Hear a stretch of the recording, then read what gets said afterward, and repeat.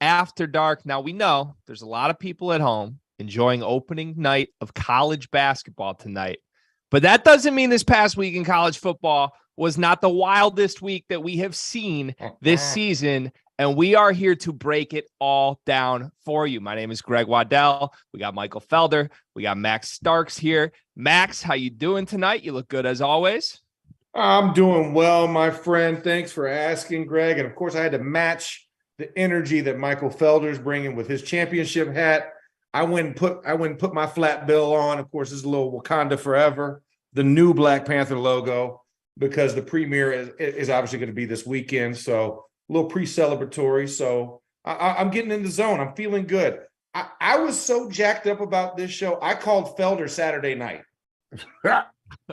Like, as he's about to go do the after action report on the After Dark show live talking about this, I was like, Mike, you ain't gonna believe this, man. He's like, I know, I'm about to go on Air Max. I was like, but still, like I was saying. I love it. I literally thought I was going to be the one that broke that news, that we had a Saturday night, like, 15, 20-minute convo of just like, did you see this? And did you remember this play? And did you see this? And did you see that? And what were they thinking when they did this? And how does that happen? But we had that. And like, I'm going to be honest, that's what you get when you come to the Field of 12 after dark. That's what you're getting is guys because Whitfield, he'll text me and be like, hey man, are you serious? This just happened. And then Max, oh, Siri, you shut up. You stop. My Siri just popped up. But no, I'm Whitfield, I'm not telling Whitfield to shut up. I'm telling Siri. Siri, yes. Yeah, no, Siri, leave me alone. Yeah, it's a good thing that Alexa's in the other room, because otherwise she'll be popping in here too. Yeah. But no, it was. But I'm going to tell you what, Max, that that conversation, like we mapped out a whole show. Yeah, we did. We did. We hashed out all of college football's problems in that 15 to 20-minute conversation based off of what happened.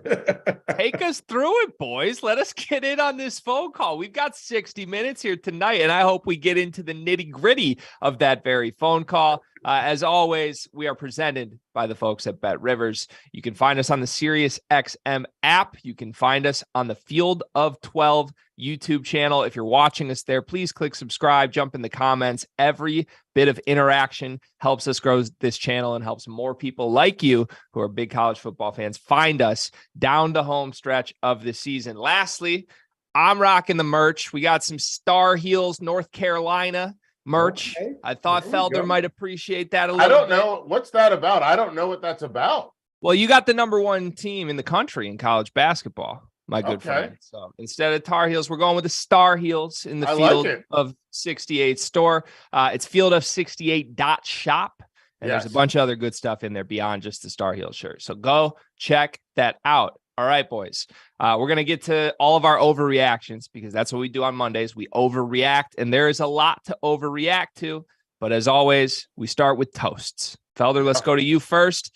Give me somebody from the week that was that you just can't stop thinking about that deserves a toast. Because I couldn't fit him into my 3 stars, I'm going Austin Reed. And I understand that Charlotte's not a very good football team. In fact, they're a very bad football team.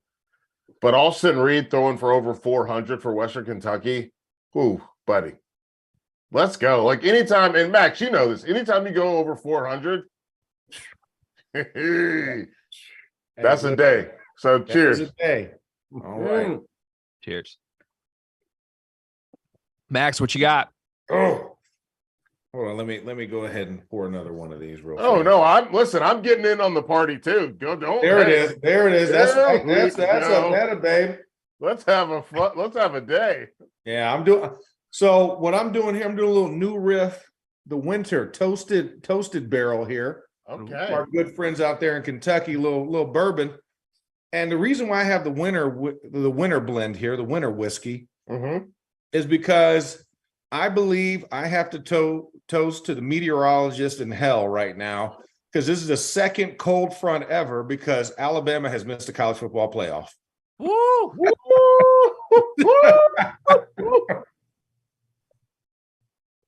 I'll It drink doesn't to happen that. this early, baby. It doesn't happen this early that we actually can cross that name off the list. Exactly. That's one of paid. Hey, and let me tell you something. Let me tell you something, Greg. That's one of the things that Max and I talked about.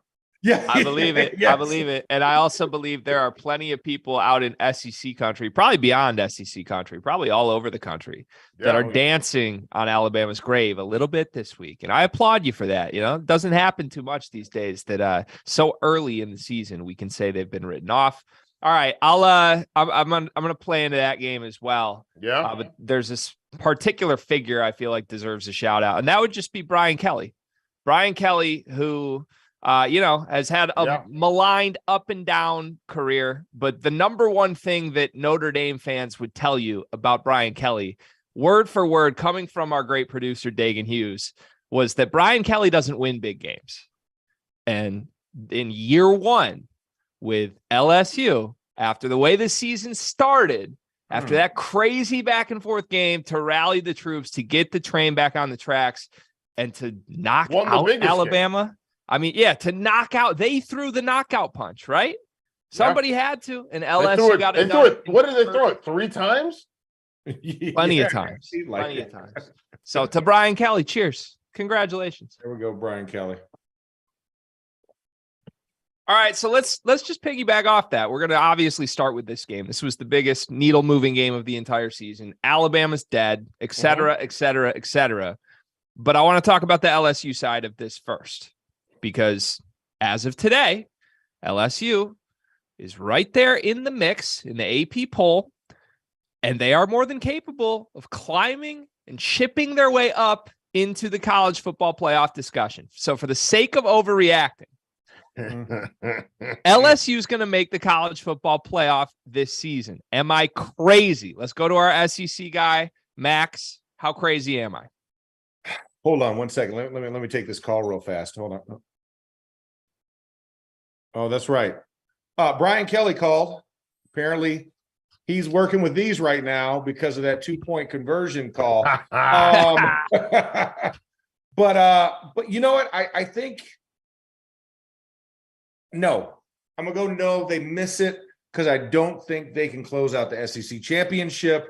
I love the bravado, the fact that they threw a kill shot to the SEC 3-team hype, hope, and everything that we had. And as a SEC guy, I'm always happy about seeing the SEC succeed. But the conversation of 3 teams and then had Alabama won and then all this crazy scenario, I didn't want to deal with it. Like, listen, I want winning. I want to have some variability in this college football playoff, especially before we get into the 12-team playoff. I want to see some fresh blood injected.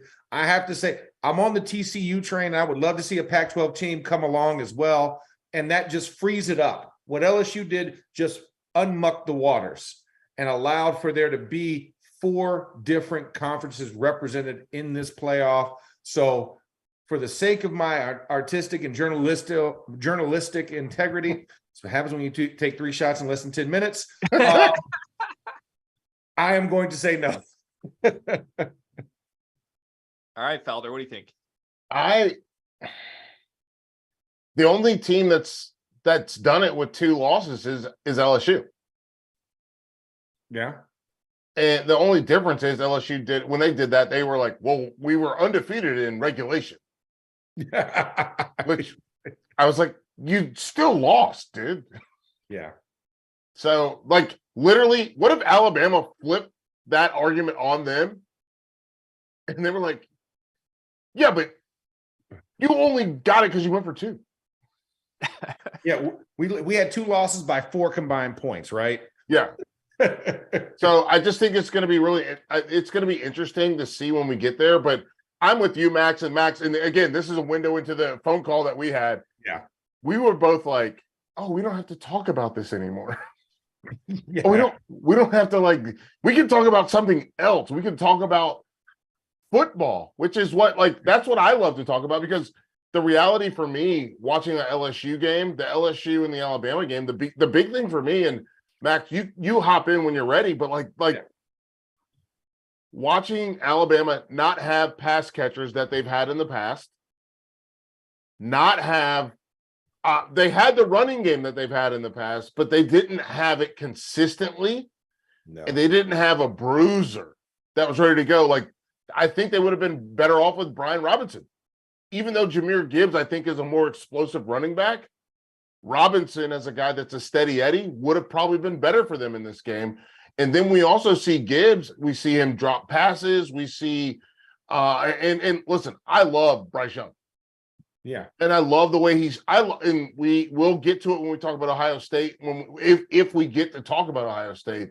But I love the way that Young steps up in the pocket, helps his offensive line. I love that.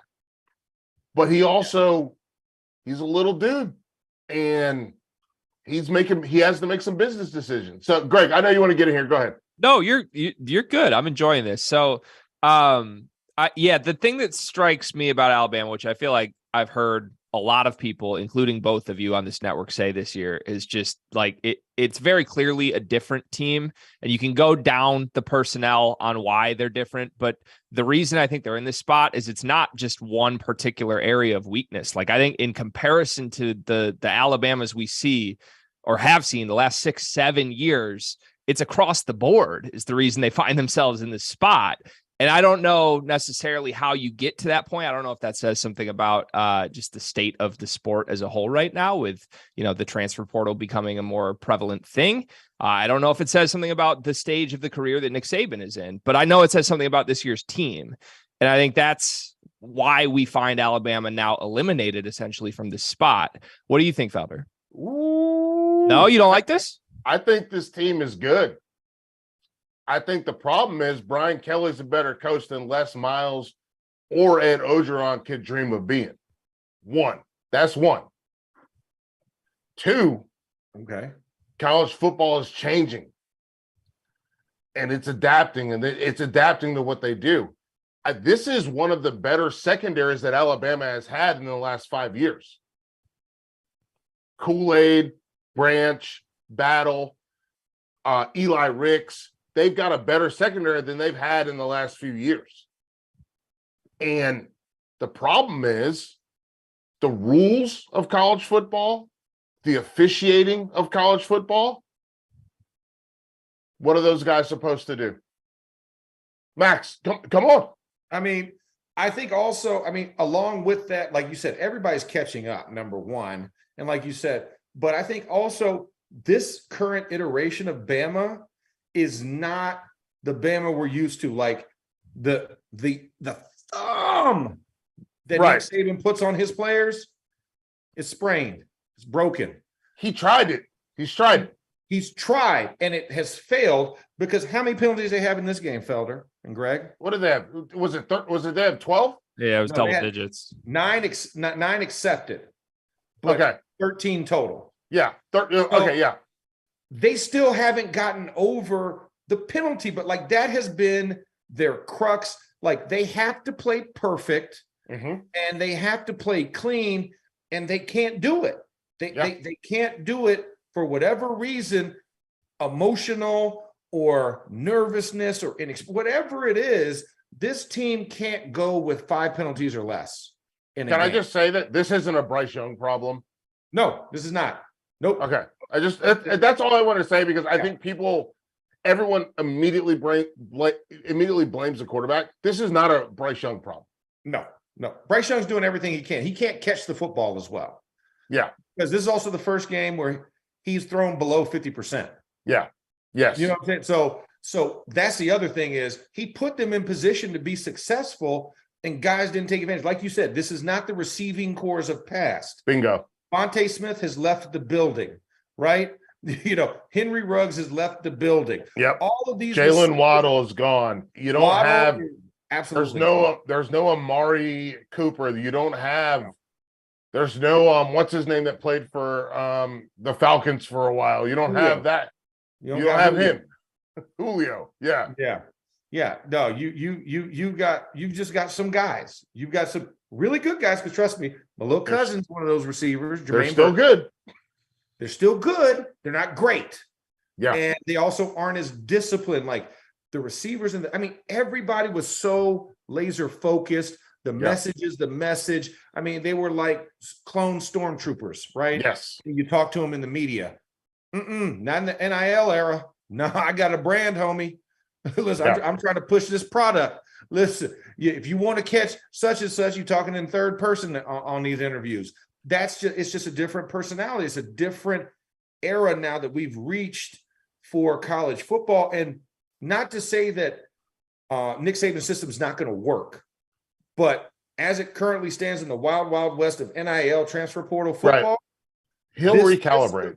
He'll recalibrate. He'll adjust like he always does. But right now, we've caught the aberration. We've caught the aberration in the system, right? The matrix is in a little bit of a flux right now for him, and he'll be back on course. But right now, this is the striking moment for everybody else to kind of catch up and get into the contest. Well, I think this, like, these guys weren't ready to put their nuts up on the table. Absolutely not. Once again, I'd like to reference Brian Kelly.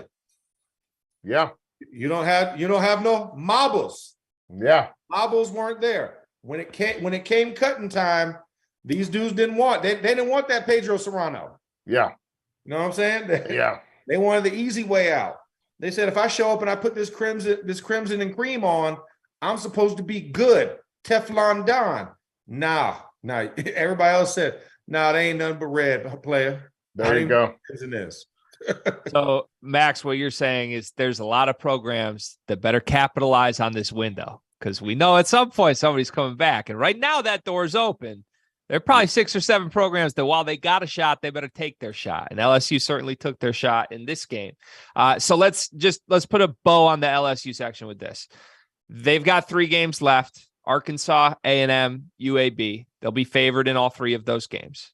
If they get to 10-2, if they get to the SEC championship game, I don't think this is going to happen. I don't think any of us would say this is going to happen. But let's say they win the SEC championship, right?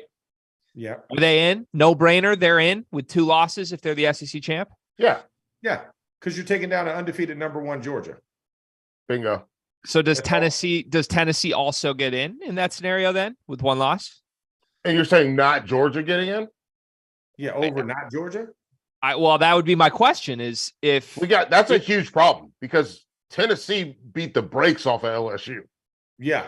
Exactly. It'd be almost a 3-way split, and the only thing LSU would have in that situation on the 3 is the quote unquote championship, right? Because they beat Georgia. Max, on our phone call, this is the thing we didn't even talk about. We didn't even get to this. Well, you had to get on air by this point, so But I think the problem would then lie. Okay, so LSU beats Georgia, who therefore embarrassed Tennessee, but Tennessee embarrassed LSU. Process. But so, Georgia and Tennessee would have 1 loss here. LSU would have 2. But LSU, but they are the champions. But they are the champ. Yeah, and they are playing in that said championship game, which Tennessee is sitting idle. Right. But the only problem is with that conversation, I would think it would go champion, and then whoever falls behind after that, Georgia gets in over them just because last year's champion, and you lose in hopefully a compelling game in the championship game, and that is your first loss against a team that's steadily rising. Like I said, a lot of other things have to have, like if TCU goes undefeated, then boom, that's 1 slot that's already taken away.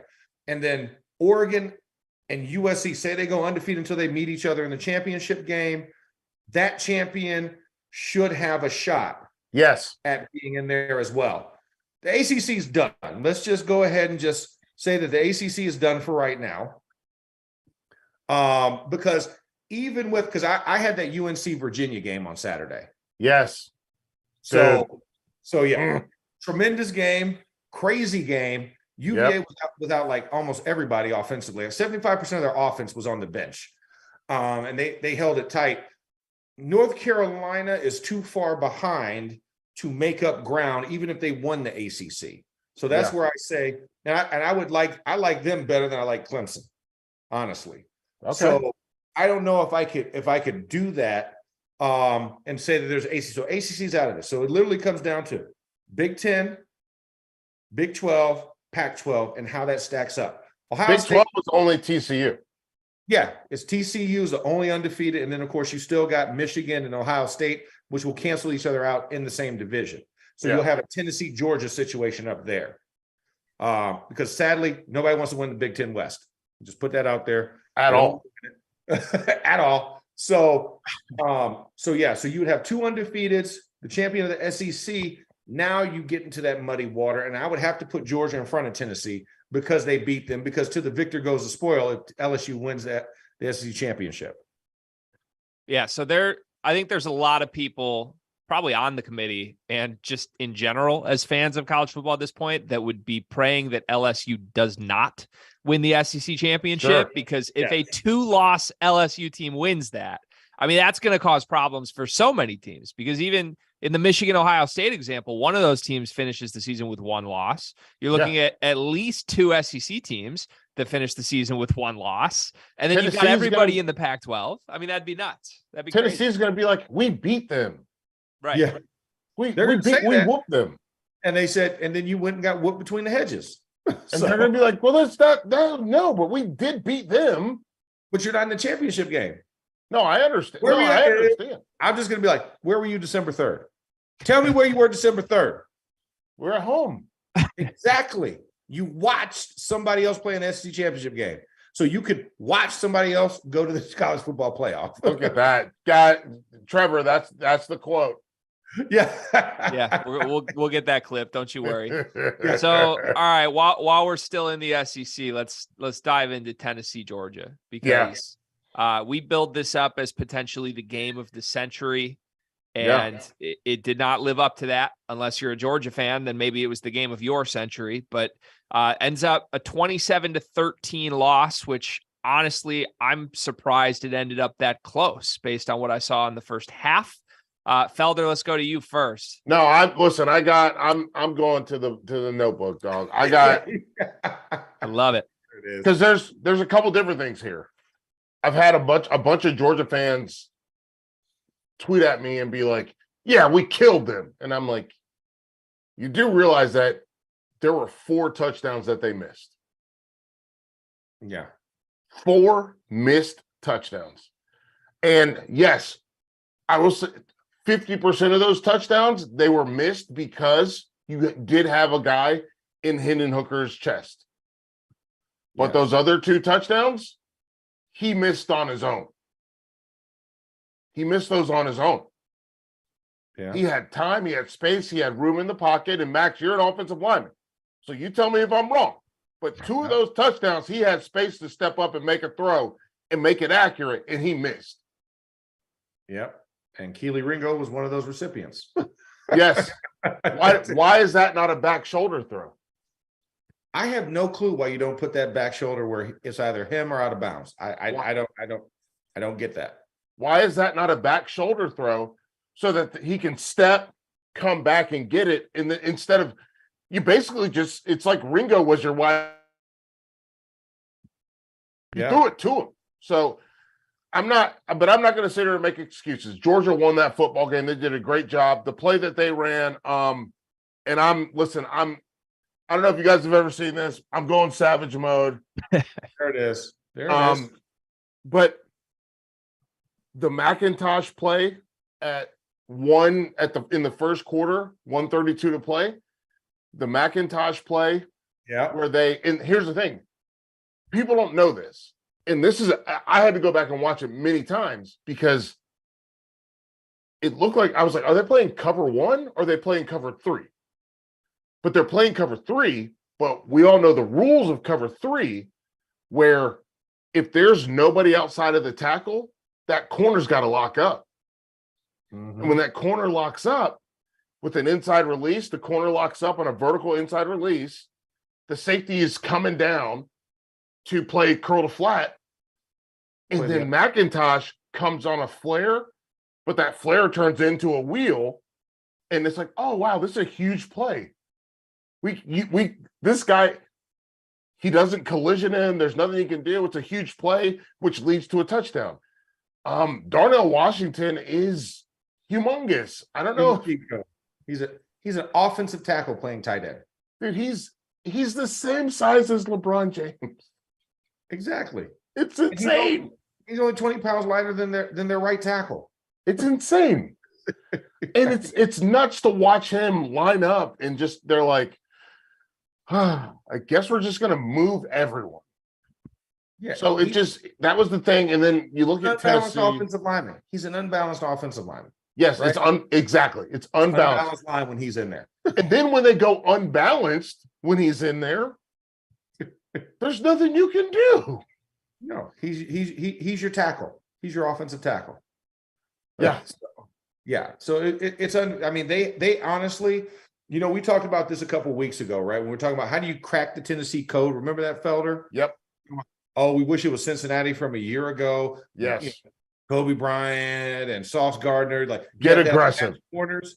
Well, Starks, Ringo, and company, they said we're up for the task. Yep. And they went out there, and those boys played. They played their football, and they played their ass better off. than their receivers. Yeah, they played better than them. They did. They played their ass off, and they played better. And here's the thing: because we talked about this. Being able to, there's a difference between being able to score 40 and wanting to score 40.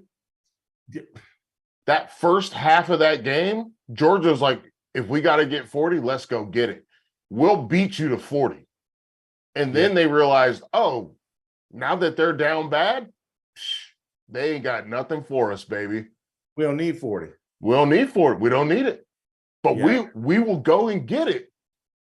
But we don't need it. It was the opposite of the Oklahoma game from, what was that, 5 years ago? The Oklahoma game where Oklahoma just basically blitzed. They just like completely threw all the offense at Georgia, and Georgia was like, what are we going to do at halftime? And then Georgia had to come back with Sony Michel and the whole deal. Oh, that's right, yeah. They had to come back and get back into the game and then ultimately win the game. This was like, no, that won't happen to us again. No. This will not happen to us again. We're going to put the pedal to the metal. We're going to get you. So to put this in perspective, 3 DBs, Ringo, Starks, Bullard. Yep. Right? Yes. They accounted for 23 of the tackles. I know. In this football game, Greg. All on the edge. All on the outside. Yep. That was exactly the blueprint to beat Tennessee. You have to make those tackles. You have, as the DB cannot make a business decision out there. Nope. The DB has to play with reckless disabandonment and disregard. You have to get him on. See, I think you call it reckless disabandonment. I think he has to play with this conservative decision to get him on the ground. Yeah. You've got to. Most DBs don't know how to tackle. Yeah, you're correct. Or it's a cut tackle. Like the recklessness means you're coming in with force and you're coming in with both hands. Here's the thing. This is oh my goodness. You're getting me into my bag now, Max, because There we go. Come on. They came in with their shoulders in their face, and then they shot their guns. Yeah. And they got them on the ground. Yeah. They didn't come in running, grabbing at people. Or diving. Or diving. When you come in grabbing or you come in diving with no arms, you miss tackles. Mm-hmm. But they came in with face and shoulders, and then they wrapped up. And they got those guys on the ground. And that's the difference. I mean, listen, I'll take it back to a week ago, Ohio State and Penn State, when we saw Parker Washington out on the edge. Yeah. And 2 Ohio State players came in, no arms, one guy came in with all arms, one guy came in no arms. They both missed the tackle on the same player, and then he scored a touchdown. Yeah. You have to run through your target. Yes. Got to run through them. Putting your face in the fan, Felder. Put your face in the fan. That's bingo. Exactly I like that. I like that. Put your face in the fan. That's all it comes down to. And they weren't intimidated. No. And I think that's kind of when we talk about like teams of the past, right? Teams are already beat before they enter the stadium. Yes. Yeah. And I think that's where you have to say, you know what? No, not in my house. Not between these hedges. Well, that's not in this stadium. I think that, and here's the thing for me. I think Tennessee, and I thought, again, I will say this. I thought Tennessee was going to win. Yeah, me too. Me too. I had them picked. I had them picked to win. And I think Tennessee, I think that Georgia, I think once Tennessee got to the point where what they're used to doing didn't work, they were, that kid that's like, okay, please, I'm done. I'm taking I want to take my basketball and go home. Yeah. Yeah, exactly. Am I wrong, Greg? Did you feel that? I don't think you are. I mean, it definitely felt like we were watching a deflated version of whatever we all thought Tennessee was. And it wasn't just you guys. Every single person that I saw from the Field of 12 network picked Tennessee. We did our pick show on Thursday, and it was a sweep. All four of us had Tennessee winning this game. So the last thing I was going to cap this with by flipping it back on you guys was that I've asserted all year long that the same way we talk about this isn't the same Bama has also applied to Georgia. Sure. And but in a good way. But I was going to say, I can't feel more stupid for saying that now after seeing what they just did to Tennessee. So knowing what we know now from this result, does the title this season run through Georgia? Is it theirs to lose? Is it the field versus Georgia again? Yes, Felder? Yeah. They have the ability to push, and that's the part that makes me curious about. I still think Ohio State has the opportunity to win a national championship, but I think Georgia's the team that has everything that they need to do it. I think, listen, Tennessee versus Ohio State, that's going to be a football game that people will lose their minds over. Georgia versus Ohio State is going to be a game. Max, you know what I'm about to say. Listen, go ahead, say it. I'm backing your play. I'm backing your play. That's Georgia versus Ohio State, because matchups matter. In Georgia versus Ohio State, that might be one of those games where Ted Ginn scores immediately, and then they whip your ass for the rest of the night. So is there anybody who has a decent matchup against Georgia, though, or is everyone going to feel that way? Because if Tennessee and Ohio State feel that way, those are the two biggest threats to the title, right? I mean, obviously Alabama, because Nick Saban is in Kirby Smart's mind. Yeah. And then I think I go to USC. Oh. Because Lincoln Riley just doesn't care. And then I'm very curious about UCLA. I just don't know if UCLA is big enough, especially after watching Utah against Florida. And you saw Utah against Florida. Yeah. It wasn't that they weren't doing everything right. They just were too small. Yeah. And I wonder if UCLA has the same problem when they get into a big game like this, how they handle it. And I think, and Oregon, who's your next best one, Oregon doesn't want that smoke. No, not again, twice in 1 year. Yeah, no, not again. Hey, they might score more than 3, but they're definitely already beaten mentally, so it wouldn't even be fun to put them in there. I would probably That's say, why I didn't bring them up. I would probably say TCU, because TCU gives 0 Fs. All the Fs that they had left to give are gone, and they don't care if they're down 10. Those dudes, listen, pile it on. We're just going to keep fighting. We're going to keep haymakers, blind, just swinging. I feel like they would be the ones that wouldn't be intimidated by the G on the side of the helmet. Let's just score. Yeah, we just need to score. You know what? Let's see what happens when it hits zeros at fourth quarter. That's the mentality that they've set for themselves. Yes. They haven't had an easy victory in the last month and a half. They've been down most of the time and come trudging back because people just thought, man, I'm tired. It's like Rocky Balboa. I'm tired of knocking you out. My fist is hurting. Yeah. And you just keep coming back. And I feel like that's the type of mentality you have to have in Georgia. So let's jump right to that TCU team. Yes. They are on our list of overreactions here. And while I agree with the sentiment of what you're saying here, Max, of a nothing to lose type game for them mentality wise, and maybe that would, they're a very talented football team, right? We've seen what they're capable of offensively.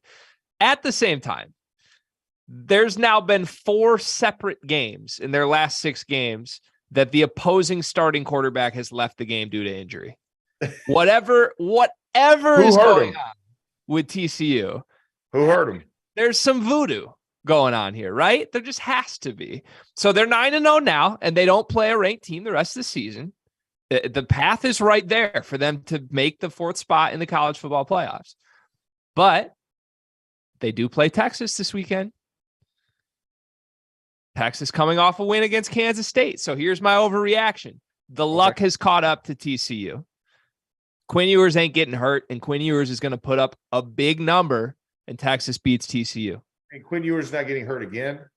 Again. Yes, again. Because we proved he could get hurt. We certainly have. Yeah. Well, hang on. What's a big number for Quinn Ewers? I would say upper 30s. Upper Like 30s total points, not yards or anything. I'm talking like Texas gets to 35, 38 range. That's a Bijan Robinson number. Yeah. Okay. That's Bijan Robinson influence number. Yes. Because I'm gonna be real. Let's do it. Okay. Louisiana Monroe 225 for Quinn Ewers. Alabama 135. Did not play. 289. Oklahoma. 172. 319 Oklahoma State. By the way, mind you, that 319, he completed 38% of his passes. Yeah, that could have easily been 500. It easily could have been 500. Yeah, but it wasn't. Right. Yeah, wasn't. Right. That's a game that they probably should have won. They should have scored 65 points and they scored 41. Or excuse me, they scored 34 and they lost to an Oklahoma State team that we know now is not good. Yeah. And then 197 against Kansas State. This is a Bijan ran for 2. When your running back is running for more than you throw for, maybe this is the running back show. Yeah, not the mullet show. I mean but that's the thing. I think, your confidence, right? When you got that 7-foot security guard behind you, you're gonna puff your chest out. Sure. And that man behind him is a purebred dog in Bijan Robinson. But I don't know if I could pull the trigger because TCU has proven a lot of people wrong consistently. Yeah. For last month and because they have that confidence, right? If you have that mentality, right? What's 10 points if you're down? 2 plays. Exactly. They're like, oh, we can make that up. No, I'm good. Let's keep rolling the football out there. We're not even going to run hurry up. Greg, you're a hoops guy. It's true. If UNC is down by 10 points, are you worried? No. Why? Because they got dudes. And what do? They push tempo? Oh, right. Yeah. I mean, it's quick. It's as many possessions as possible, right? Right. And TCU loves that. Right. Yeah. They love it. That's TCU's doing the same thing. Sonny Dykes is doing the same thing. They're like, hey, guess what? We'll get the ball back. And if we get the ball, guess what? If you kick a field goal, and the field goal puts you up, as you mentioned, Max, the field goal puts you up 10. We'll get the ball back. We'll score a touchdown. That's 7. So we're back down. It's back to 3. Then guess what? You're going to make a mistake. And then we get the ball back and then we score 7 again. And now we're up 4. So I'll say this. The biggest issue that you can press upon Texas is to make them be consistent and methodical. For sure. Take the splash play out of it, keep everything in front of you, and force them to drive the ball down the field. That's what will screw Texas. And I will say this. That's the thing I worry about with TCU. Yeah. Which we have never had to worry about with TCU under Gary Patterson. But we got to worry about it now because the banana routes that they take are terrible. Their tackling is terrible. Their vice tackling, you want to talk about what I call vice tackling? Yeah. It's horrible. Greg, you know about vice? I don't. Tell me about vice. So vice, let me see what I got here. Okay, so let's say we got a guy right here, right? Yeah. We got a guy here. Vice is you got a hammer and you got a splatter. And you're supposed to meet in the middle so that guy can't go anywhere. But if you over or you under, he's got space. Yeah, and so TCU's been really bad at it. Exactly. You can't come like this. You have to come and it's almost funnel tackling. Yes, exactly. Okay. Funneling the guy in to create a pinch point for the tackle. Right. And that's which is why on defense we call it vice, because it's like a vice grip where you screw you and then it's done. You take the air out of everything. And you can do, and that's vice, and they're not good at it. It's just they're really bad at it, honestly. Yeah. Okay. And that just puts you in a quandary. But I think if you don't give those up and you can just keep them in front of you, that's where it becomes problematic. Yes. Like you said, that's the errant thing you have to worry about. Can you hold that up for 8 plays, 10 plays, 12 plays? Bingo. Because that's when Texas is going to mess up. But it's getting them to that point that's going to be the challenge. Yep. But if they can, there's a payoff. Yep. There is a pot of gold at the end of that rainbow. So give me a yes or no. Does TCU get through the final 3 games of their regular season unscathed? Are they 12-0 ending the season? Felder says yes. Max says yes too. Yeah. Yes. Oh boy. Oh boy, gentlemen. I think we're gonna have to come back and overreact to this one in a week or two. If not this week, I think it might be 2 weeks when they go to Waco. I'm just saying. Listen, but I will say this: Baylor's getting their shit together. They are. Yeah. That's a trappy game. I don't know if they are trap games a thing in week 11, week 12, whatever week that would be. With the predicted conference champion? No, that's not a trap game. That's you're like, we got to go out here and we got to put in some work, homie. Right. Yeah. Hey, don't look past. Dangerous don't game. Big 12 championship. It's a very dangerous game. That's the word. Yeah. That's the word. All right. You start climbing that mountain and you see the peak. Nah, ain't no traps at that point. Right. All right. So Max alluded to this. Actually, you both alluded to this a little bit earlier in the show when we were playing the who gets in game, and then the who's the worst matchup for Georgia game. And we started spitballing some schools out on the West Coast. Yeah. Pac-12. So I want to compare the Pac-12, who has 3 teams that have been winning a lot of football games lately: Oregon, UCLA, and USC, all in the mix, all projected on the outside looking in of the college football playoff in any reasonable circumstances right now, unless we get more chaos. Let me tee this up this way, because there's a conference that might get 2 teams in the playoff. That's not the SEC, that has some pretty weak spots. And I want you to tell me if the Pac-12 is better than the Big Ten Conference. Obviously, they've got Ohio State. Obviously, they've got Michigan. But they got a lot of weak spots beyond that, gentlemen. We just saw Illinois, who was going to win the Big Ten West, drop a game to Michigan State. We all know what Michigan State has been this year. You're thrilled. We'll take them however we can get them, Felder. We really will. But it pains me to say this conference is pretty bad beyond those 2 teams. Would you take the Pac-12 or would you take the Big Ten as a whole, as a conference? Felder, who you got? Are we talking about just to win like a title, or are we talking about team for team for team for team? Let's go team for team for team for team. I'm taking the Pac-12. Because if it's title, we'd all take Ohio State pretty quickly, right? Exactly. So team for team for team, I'm going Pac-12. Max, what do you got? I'm going Pac-12 until USC and UCLA move to the Big Ten.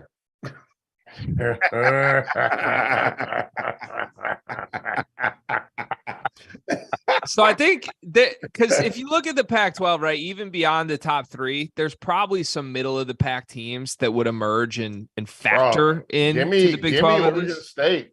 Right. Yeah, I was about to say, I'm calling that game after Thanksgiving. I'm going up there to Corvallis for Oregon. Oregon State. That team's a dangerous team, and they definitely give 0 Fs. When you talk about the 0 F meter, They live in that TCU world. Yeah, exactly. And they would love to spoil Oregon. They would love to spoil Oregon at the end of the year. Should have beat USC. Yes, they absolutely should have. Decisions. Yeah, even just going down the list, even like Utah, Washington State, all teams that I think would factor in, right? Into the everybody but the state of Arizona is in there. So let's bingo. Very true. Very true. And what's going on with Stanford? Stanford beat Notre Dame. What? Come on. That's a Notre Dame thing. That's my answer. That's the most bipolar team in football. They do the opposite of what you expect them to do every single week, unless you call them beating Clemson. Hey, we're gonna work Clemson hard. Yeah, but also we did lose to Stanford. Yeah, just strange. So while we're GPA was higher on the West Coast. Yeah, true. While we're in this Pac-12 Big Ten dialogue here, I feel obligated to tap into what the hell happened with Ohio State this weekend. I mean, we can say it was weather, we can say it was wind, it was there for sure. I mean, thank you for telling me to stop it, Max. What happened? Listen, they've been sleepwalking this entire season through all of these games. And you go into a Northwestern team that's 1-7. 1-7. And not to be offensive, but they have like the worst quarterback room in all of America when you look at it. Their wide receiver room isn't much better.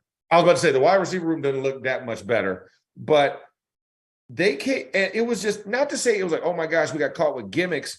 But Ohio State is one of those teams, they literally played down to their competition until like the last minute.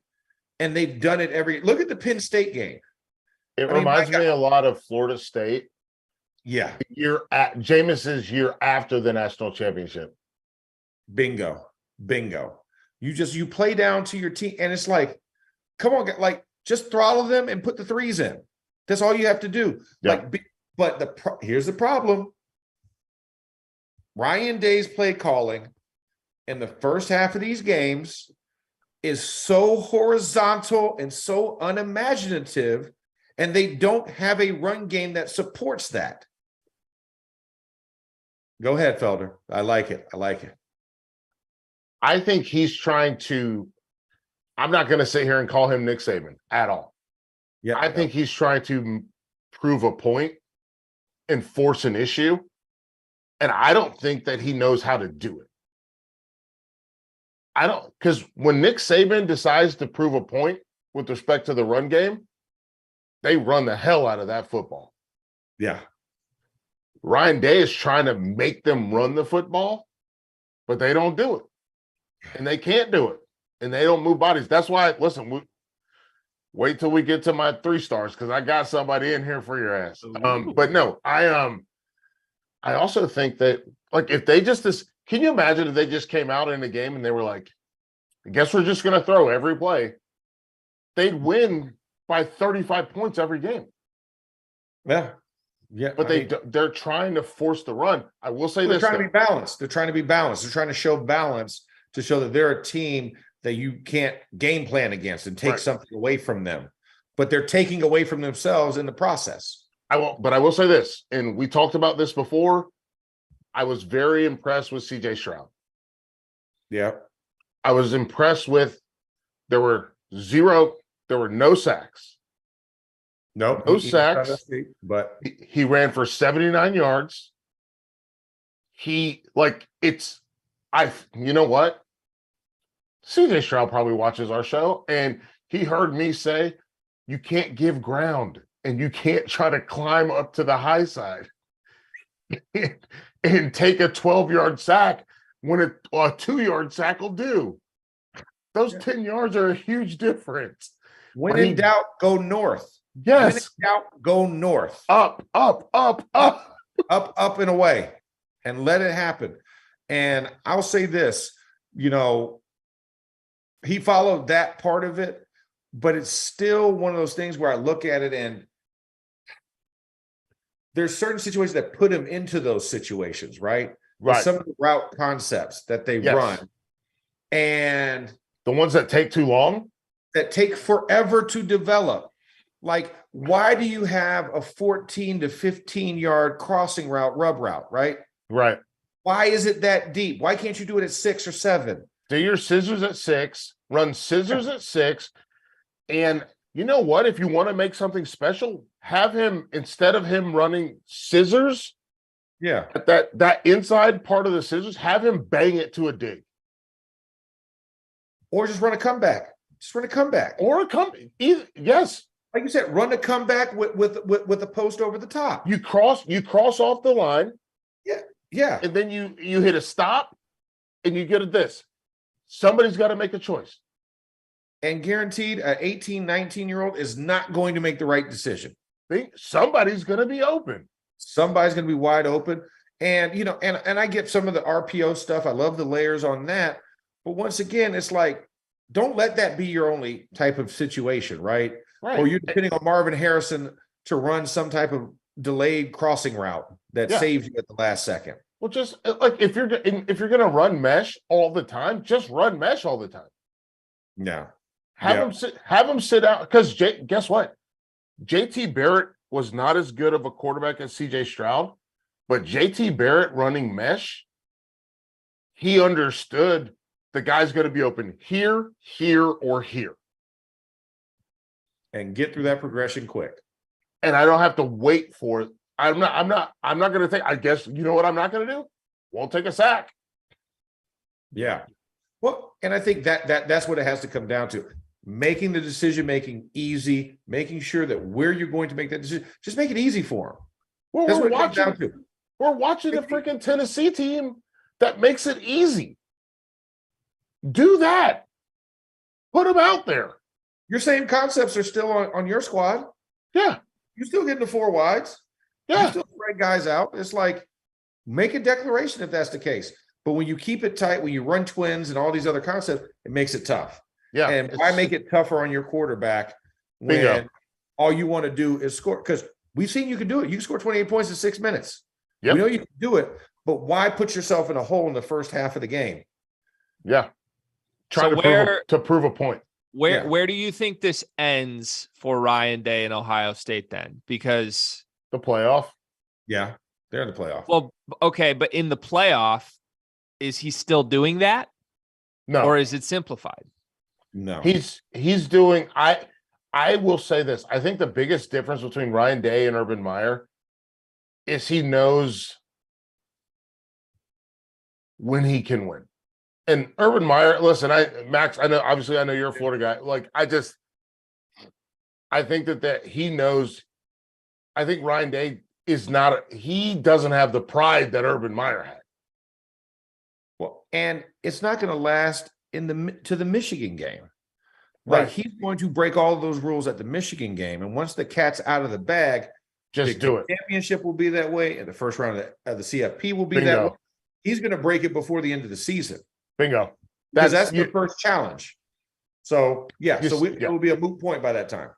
You said it. You said it better than I could, because the reality of it is when I think about Urban, I think about he still wanted to prove to people that he could be a quarterback developer and do all this and do all that. And Ryan Day's like, no, I got this job and I just have it now. And so, like, I just want to make sure I keep it. Yeah, exactly. And I will exhaust all resources. Hey, Herm Edwards, stop. You play to win the game. That's it. You know what would help him keep that job he wants to keep so very badly? Beat Michigan this year. Yeah. Just saying that. I expect they will. We shall see. They don't hold the crown right now in that rivalry. We shall see. Yeah, but if we're talking crowns, they've held it for a while. I understand that, but when I watch this team in a dogfight with Northwestern in Evanston, this ain't the same dog that's been barking 10 years ago. Oh, I can't wait to do this Monday show after that. Oh, I'm just saying. I'll be fat. Felder, it's like that. I'm not going to be able to do it, Felder, so I expect you to hold your end of the bargain. Felder, listen, I'll be fat on Thanksgiving turkey. Let's go. It's like that meme of the Undertaker who's coming through the 4 doors, right? And you see what the like we had to do this with Alabama. They're not the same Alabama. Then we had to do it with we did it with Georgia. We were wrong about Georgia, but now we're doing it with Ohio State. All these teams aren't the same. I think this is the same Alabama. I think this is the same Alabama. We're not dealing with the same Tennessee. That is true. And we're not dealing with the same Georgia. And lest we not forget, and this LSU team's got a really good coach now. But I mean, this they got Alabama a coach team, that knows how to read. This Alabama team could have 4 losses. They were this close to losing to Texas and Texas A&M. They weren't worried about losing those football games. Okay. And was Ryan Day not worried about this game? Like Ohio State's been close to losing 3 times. Like, at what point do we just look at what we're seeing and actually say this is applicable to the football team? Do we have to wait until they actually lose 2 games like we did with Alabama? I think it's about how you lose.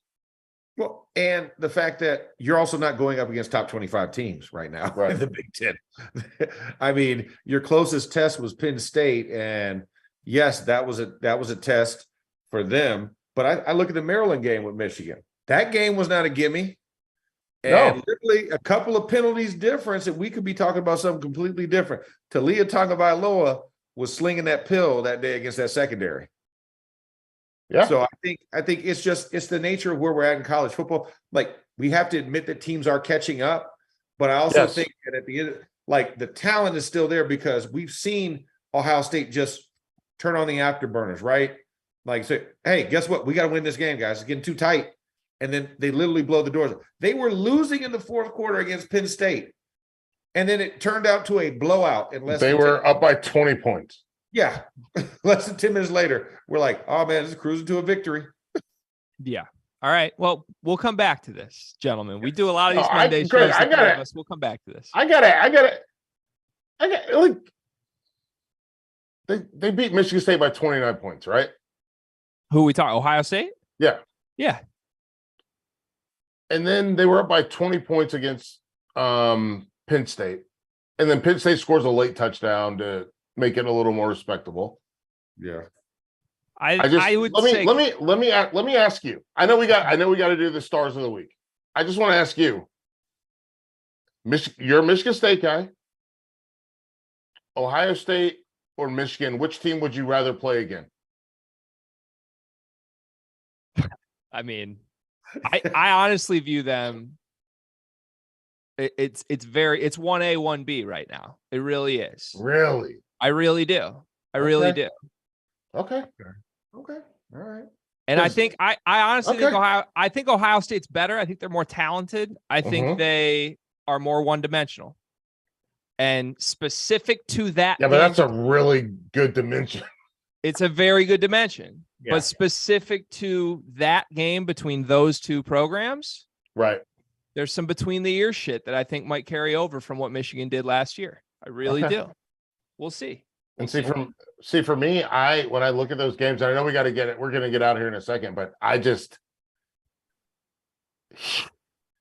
Michigan State, that feels like 2 toddlers rolling around in the mud.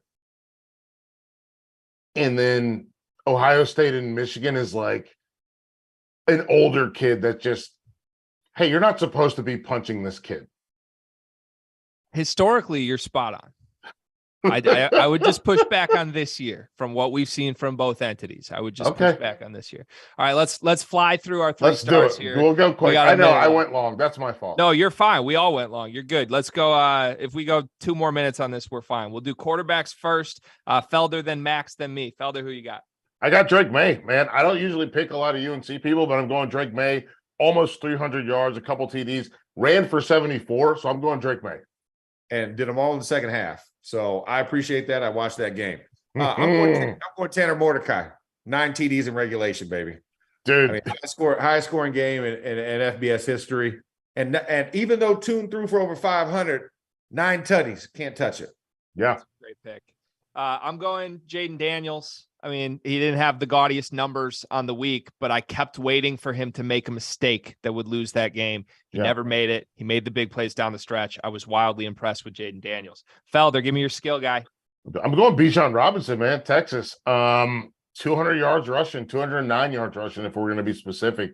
The guy's a monster. He's the first running back off the board. All right, I'm going with the guy that Jane Daniels did not make a mistake with. I'm going with Mason Taylor, the freshman tight end. That 2-point conversion, humongous, had a TD as well. Big play by a freshman in one of the biggest moments. The C.O. Jones was on full blast in that moment, so I got to give it to him. I'm going Blake Corum simply because he's the running back we have to shout out every single week on this show. He will be there for the Heisman ceremony. And Felder, we have to just keep pushing the Michigan narrative on this. There we go. I love it. Felder, who you got for defense? I'm going Bryce Gallagher, Northwestern linebacker, a guy that helped contain this Ohio State team that I spent the last 15 minutes boosting up. But he did a really good job of containing that rushing offense. So I'm going Bryce Gallagher from Northwestern. Only 7 tackles, but when you hammer, the rest of the team makes it work. So I'm going with him. And I'm going right with another guy who kept a Titan in place. Keely Ringo, DB from the University of Georgia. 7 tackles as well, but he had the big interception in the end zone that made that a very, very tough game for Tennessee and started to get them in the I'm taking my basketball and running home mentality for that squad. All right, I'm giving a shout out to a guy that returned from injury. He was out for about 4 weeks, and that would be Kansas's Kobe Bryant. He returns, has an interception, had, I think, 6 or 7 tackles in the game, but his presence was felt. I watched that game. Kansas had some of the juice back that they had earlier in the season. I think Kobe himself was a big part of it. All right, boys, this was fun. As always, thank you for holding me down on Overreaction Monday here on the Field of 12. We'll be back tomorrow night with another edition of our nightly After Dark shows. Please subscribe on the YouTube channel. You can listen to us on Sirius XM. And for Michael Felder, for Max Starks, I am Greg Waddell.